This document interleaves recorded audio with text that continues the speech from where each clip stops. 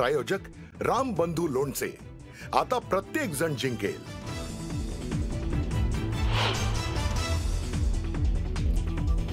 Koregaon park जमीन व्यवहार प्रकरणी बावधन पोलिसात गुन्हा दाखल। उपनिबंधक रवींद्र तारू आणि दिग्विजय पाटलांवर गुन्हा दाखल। पार्थ पवारांचं नाव घेणं यंत्रणांनी टाळलं।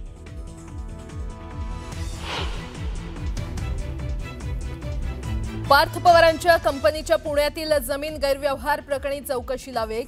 सहाय्यक दुय्यम निबंधक रवींद्र तारूंवरील निलंबनाच्या कारवाई संदर्भात मुख्य सचिवांकडे अहवाल सादर।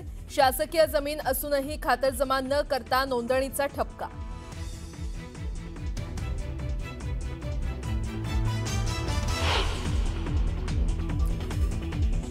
जमीन गैरव्यवहार प्रकरणाशी कुठलाही संबंध नाही। 3 ते 4 महिन्यांआधी माझ्या कानावर आलं होतं। मी सांगितलं चुकीचं करू नका। अजित पवारांनी झटकले हात।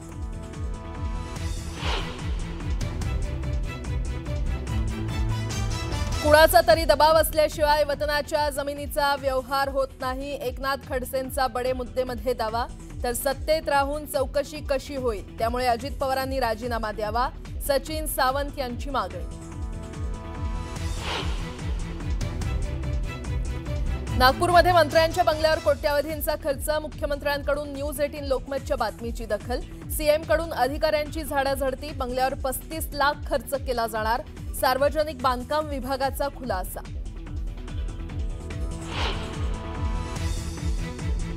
उद्धव ठाकरेंच्या मराठवाडा दौऱ्याचा आज तिसरा दिवस। नांदेड, हिंगोली आणि परभणी जिल्ह्यातील शेतकऱ्यांशी साधणार संवाद।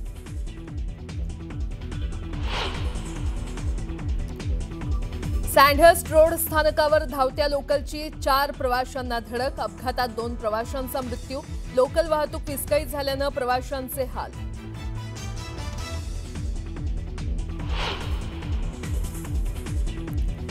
बिहारमध्ये पहिल्या टप्प्यासाठी झालेल्या 121 जागांसाठी विक्रमी मतदान। 64.86% मतदानाची नोंद।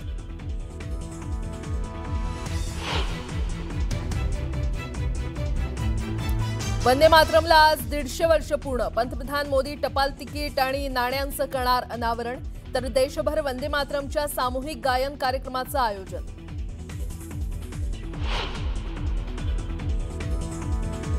आणि सट्टेबाजी प्रकरणात क्रिकेटपटू रैना आणि धवनची 11.14 कोटींची संपत्ती केली जप्त। ईडीनं मनी लॉन्ड्रिंगचा गुन्हा केला होता दाखल।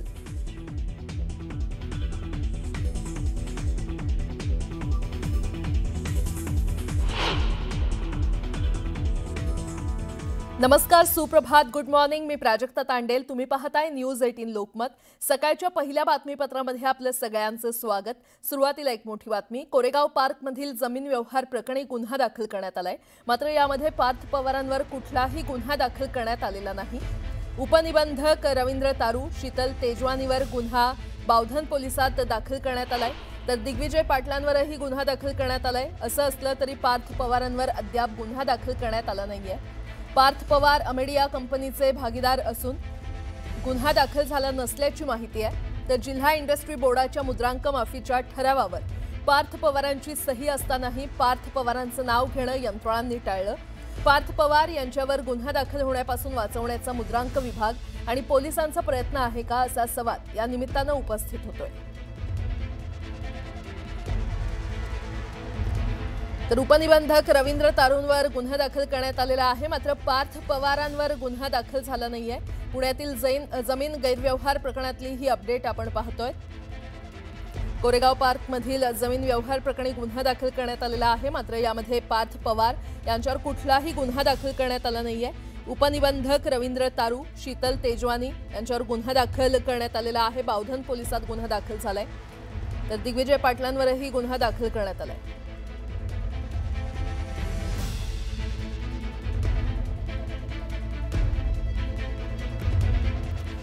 दरम्यान शासनाला फसवण्यासाठी पुण्यातील जमीन खरेदी प्रकरणात आरोपींनी नेमकं कसं संगनमत केलं, याबाबत मुद्रांक शुल्क विभागाचे अधिकारी संतोष हिंगणे, जे स्वतः या प्रकरणात फिर्यादी देखील आहेत, त्यांच्याकडूनच अधिक माहिती जाणून घेतली आहे। आमचे प्रतिनिधी गोविंद वाकडे यांनी। मुद्रांक शुल्क विभागाचे अधिकारी जे तक्रार द्यायला आले होते ते स्वतः आपल्या सोबत आहेत. सर, एकंदरीत कोणत्या मुद्द्यांवर ही तक्रार दाखल करण्यात आलेली आहे आणि काय नेमकं संगनमत झालंय शासनाला फसवण्यासाठी? 2 मुद्दे आहेत. त्या दस्तामधली जी मिळकत आहे त्याला जो जोडलेला सातबारा आहे त्याच्याबद्दल थोडंसं अधिक खातरजमा करून दस्त नोंदणी व्हायला पाहिजे होती किंवा त्या पार्टीने करायला पाहिजे होती, कारण त्याच्यावर मुंबई शासन असं लिहिलेलं आहे, सातबारा बंद झालेला आहे असं लिहिलेलं आहे. तर या संदर्भात नेमक्या कोणत्या ऑथॉरिटीची परवानगी लागते वगैरे या सगळ्या गोष्टी बघून त्यानंतर ती दस्त नोंदणी त्यांनी पण करून घ्यायला पाहिजे होती आणि सब रजिस्टरनी पण ती करायला पाहिजे होती. हा एक मुद्दा आहे आणि स्टॅम्प ड्युटीचा एक्झम्पशनचा एक मुद्दा आहे. असं 2 कारणासाठी मुळामध्ये कोणाविरुद्ध हे गुन्हा दाखल झाला आहे, त्यांचा प्रायमाफेसी काय याच्यामध्ये सहभाग दिसतो? ज्यांनी दस्त केला आहे त्यांनी, की ज्यांना माहिती असेल की हे मुंबई शासन आहे आणि त्या संदर्भात आवश्यक परवानग्या घ्यायच्या वगैरे त्यांचं काम होतं, त्यांच्या विरुद्ध झालं. पण मग ही 3 नावं जी महत्त्वाची दिली, कोणती नावं आहेत त्यांचा सहभाग? तर तोच सहभाग ना, जे पार्टी आहेत त्या दस्तातल्या ज्या पार्टी आहेत, शीतल तेजवानी आणि त्या कंपनीचे जे डायरेक्टर आहेत ते 2, एक डायरेक्टर आणि ज्यांनी आमच्याकडे दस्त केला ते आणि आमचे सबरेस्टर. आपण मुळामध्ये इथे जे दुय्यम निबंधक आहेत त्यांची काय चुकी आहे याच्यामध्ये? थोडंसं दुर्लक्ष झालेलं आहे त्यांचं या सगळ्या त्या कागदपत्र तपासणीमध्ये वगैरे, एवढाच मुद्दा. एक अगदी शेवटचा प्रश्न. खरं तर या सगळ्या प्रकरणामध्ये आपण दुसरीकडे नोटीस पण दिलेली आहे की मुद्रांक शुल्क भरून घ्या. तर मग हा सगळा व्यवहार रीतसर कायदेशीर करण्याचा प्रयत्न आहे मुद्रांक शुल्क विभागाचा? मुद्रांक भरला म्हणून व्यवहार कायदेशीर झाला असं बिलकुल नाही. ती एक प्रकारची चार्जेबिलिटी आहे, टॅक्स आहे, तो वसुलीची प्रक्रिया सुरू राहील.